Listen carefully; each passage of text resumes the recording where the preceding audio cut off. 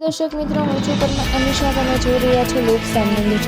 તો જોઈએ આજે સમાચાર બોટાદથી અમારા રિપોર્ટર વિપુલ લીમર સાથે. બોટાદ જિલ્લાના ખાંભડા ડેમનો એક દરવાજો 15 સેમી ખોલાયો.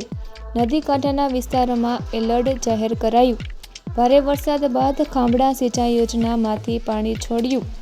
બોટાદ કલેક્ટર હર્ષદ વોરા અને જિલ્લા વિકાસ અધિકારી ભરત પરમારે ખાંભડા ડેમની લીધી મુલાકાત. કલેક્ટરે ડેમમાં કેટલી આવક છે, કેટલું પાણી છોડ્યું તે બાબતે માહિતી મેળવી. ખાંભડા ડેમમાંથી પાણી છોડાતા નીચાણવાળા વિસ્તારોના લોકોને સાવચેત રહેવા અપીલ. ઉતાવળી નદીમાં વધશે પાણીનો પ્રવાહ. બોટાદમાં વરસાદના કારણે ખાંભડા ડેમનો દરવાજો ખોલાયો.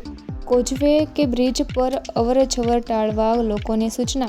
આ સમયે બરવાળા પ્રાંત અધિકારી સંજય ચૌધરી તેમજ મામલતદાર પર હાજર રહ્યા હતા.